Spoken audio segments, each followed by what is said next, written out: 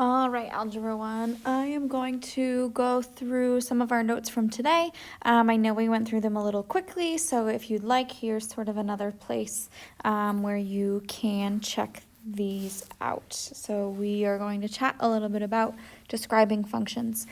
So the first thing that we talked about here were x-intercepts, and we said x-intercepts, it sounds like exactly what it is. It's where the function intercepts with the x-axis. So if you can look here, there are 1, 2, 3, 4 x-intercepts, and we would say that they are at x is equal to -3, +1, 1, 2, 3, 4, 5, +5, and +7. So here, here, here, and here is where my graph intercepts with the x-axis. So similarly, y-intercepts is where my function intercepts with the y-axis. So because this is a function, it will only have one y-intercept, and it is when y is equal to -3. So when y is equal to -3. Let's go ahead and make some more space for me. We would say that my function is increasing and decreasing. So as we look at my function from left to right, so moving in this direction, as I look at my function, my x values are getting, my y values are getting smaller, and then here, my y values are getting larger, and here, my y values are getting smaller, and lastly, my y values are getting larger. So all of my green pieces, green, where did that come from? All of my red pieces are where my function is increasing, and all of my yellow pieces are where my function is decreasing. And this is probably why some of you are watching this video, because describing these can be a little bit tricky. So I know that there are arrows that are on the end of here, and when we describe these, we use the x-axis. So I would say that this is the point where my function turns from decreasing to increasing. So I know that from here over all of these values, my function will be decreasing.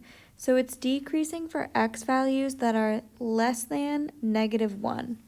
It's also decreasing from here to here on my x-axis. So from here to here on my x-axis. So we would say that I'm also decreasing from 1, 2 for x values that are bigger than 3, but smaller than 6.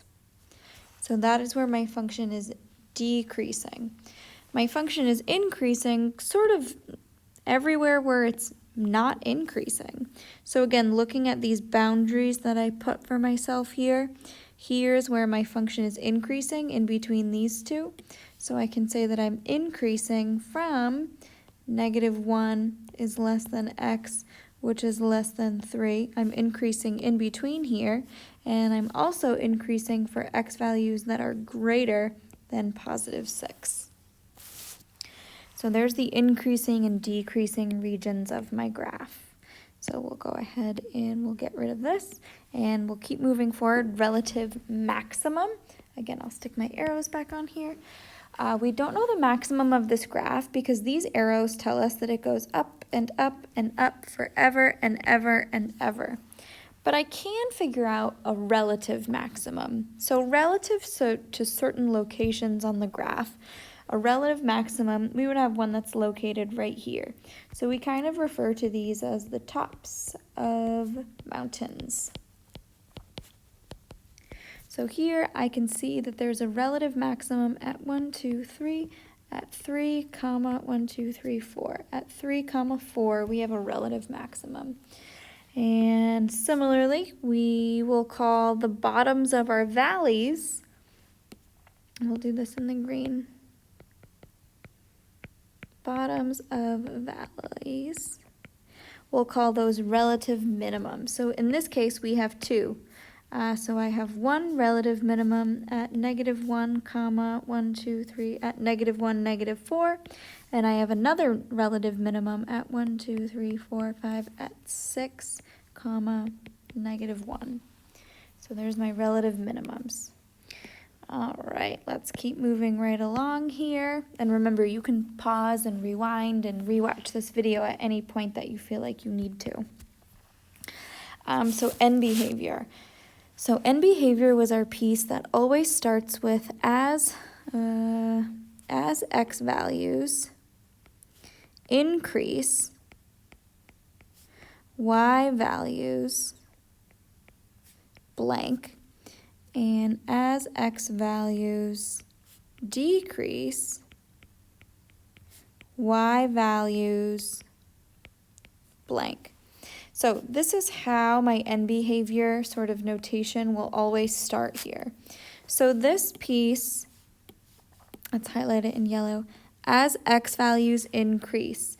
This is a fancy way of saying what is happening on the right side of my graph. So here, this represents where my x values are getting larger. So if you think about it, I have 1, 2, 3, 4. I can see that in this direction, my x values are increasing. So as I move in this direction, or looking at the right side of my graph, where is my end arrow going? What's the behavior of the end of my function? And I can see that it's going up, which means that my y values are also increasing. So as x values increase, y values are also increasing. So when I look over here, as x values decrease, this is looking at my graph, looking at the left side of my graph. So moving from sort of this y-axis and over, what's happening at the end of my function. And I can see here that it's going up, which means that as my x values decrease, my y values also increase. So I can see here that both of these end pieces, right, end behavior, what's the behavior at the end of my function, that both of those end pieces are increasing. All right, we have 2 left, and these are the 2 that we didn't get to in class, so I really hope that you're still watching. All right, let's erase some of this here. Okay, so I will go ahead and put my arrows on just one last time. Okay, and positive. Positive, my graph is positive when my y values are positive. Meaning that my graph is above the x-axis. So my graph is positive, and we'll do this in green. My graph is positive here, it's positive here, and it's positive here. And my graph is negative here and here. And we can describe that in the same way that we went ahead and described our increasing and decreasing regions. So we'll use these x values right here. 1, 2, so this is -3, this is +1, 2, 3, 4, this is 5, and this is 7. So I would say that my graph is positive for x values that are less than -3. My graph is also positive for x values that are in between 1 and 5, and it's also positive for x values that are greater than 7. And my graph is negative sort of everywhere else.